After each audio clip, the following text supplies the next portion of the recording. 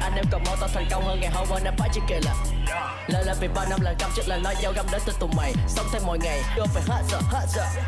So after a lot of failed plans, we managed to actually hop in a car with Zong, who actually did time in prison for trafficking girls to China.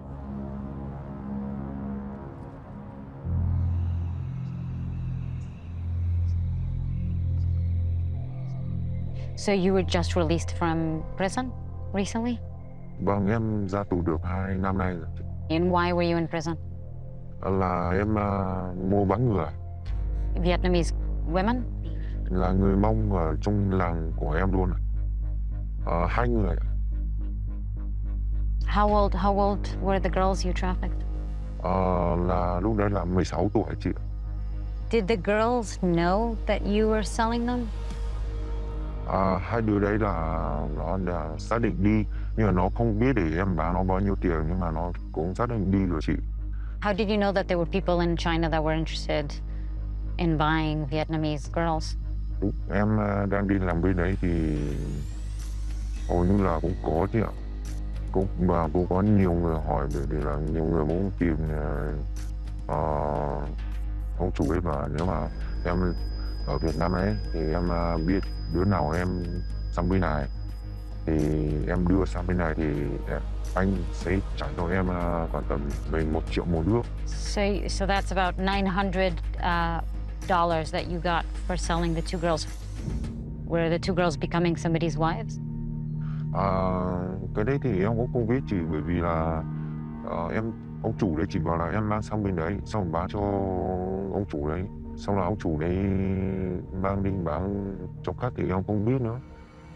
Zong says it took the girls 5 years to make it back to Vietnam. But soon after returning, they alerted authorities, who had him arrested and jailed for 7 years. Today, he says, it would be more difficult to traffic the girls because of the massive electrified fence that China built on the long border between the two countries, part of its effort to contain the movement of people during the COVID epidemic. But when I tested this theory with Mimi, she wasn't having it. So because the border's so long, and it's impossible to man the entire border, it really is. And so wherever you have a crossing, whether it's across a creek or river or through a forest or land, it will be used by the traffickers. They will always be able to pivot and find different ways of moving the product. A movement of product that these hidden cameras have sought to capture.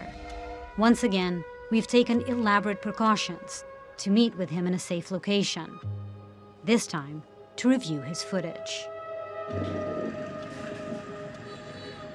So this is the footage that your team was able to film?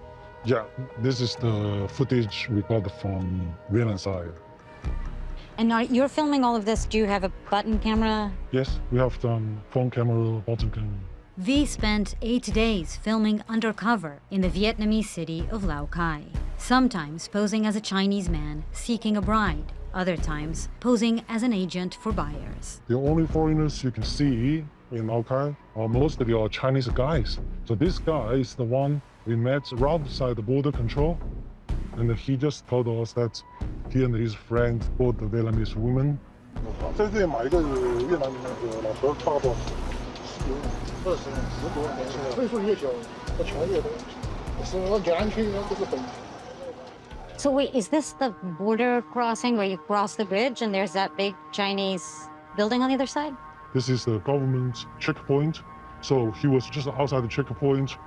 I was just here days ago. Yeah. And we were with an official from Vietnam who was telling us that there's barely any trafficking these days.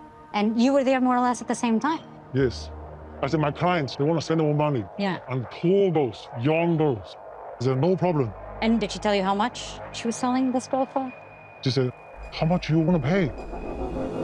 So this woman is not from the northern part of Vietnam, but he owns some big hotels there. And so he worked closely with the ethnic Vietnamese agent to recruit the girls. So kind of like a senior partner. She has so many girls in the phone. So that you were just trying to see how many she had? And Yes. That's one girl? Those are girls? Yeah. No way. Yes. I mean, looks like she's 15 or 16 here. To me, the most insane part of all of this is that we were in all these areas the same days that you were, and we were getting completely different answers. Everyone we talked to was saying this is a thing of the past, it's not happening anymore. Yeah. This is the footage V captured of his meeting with a different Vietnamese woman who's allegedly trafficking girls. 如果那个我的客户男的，他就是最重要的是找个年轻的女孩子跟他生孩子，这种要收多少钱？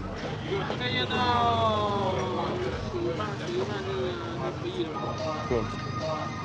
10万到11万这样，请女孩子长得大一点，厕所小一点，没有结过婚那种。对。 That is so crazy.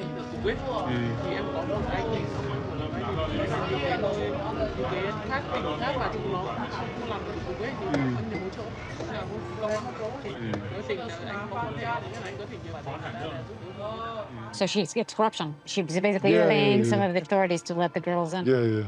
It's a business, yeah. In total, V met with 9 different bride agents on the Vietnamese side. In theory, if a girl is matched with a Chinese man, her family will be paid, often with money that is desperately needed, and the girl will voluntarily cross the border into China to be married. We were introduced to this Vietnamese woman agent. Her name is. While this could provide the bride with a chance to find a husband in China and more economic opportunity, a lot can go wrong. So, those are all the Vietnamese agents. They said many times, once the girl is delivered in Chinese border town, it's done. And anything happening with the girl is wrong with the business. Wow. Yeah. So you could be selling this girl to who knows who, a murderer, a criminal, whoever, a rapist, it doesn't matter.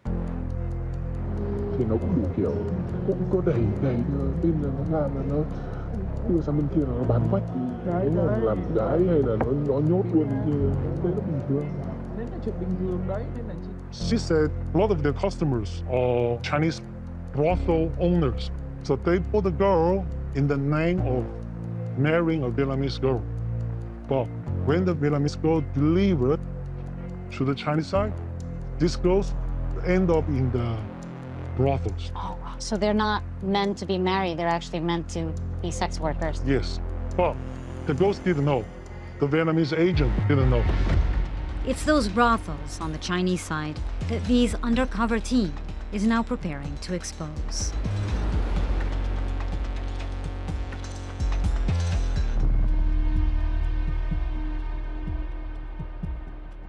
As I wait for them to return, I've been thinking about my conversation with May, a survivor who said she was kidnapped at 13 years old. thọ nhưng mà thọ đang mà cha thọ cái bố hay mà bố thọ cha mà bố chỉ cao chế là bé bao thì dùng một bố ít tu. They locked you in a room until you had a baby when you first arrived?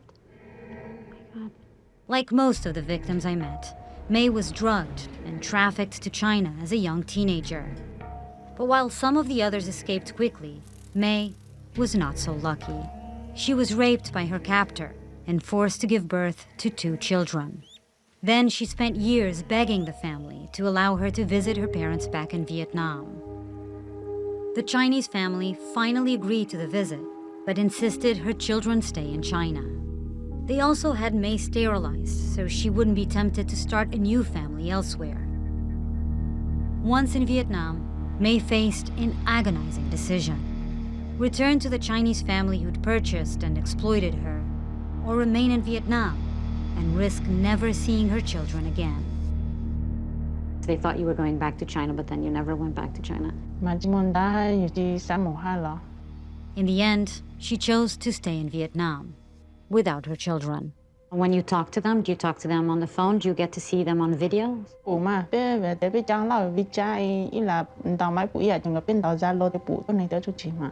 You do? And what is that like for you?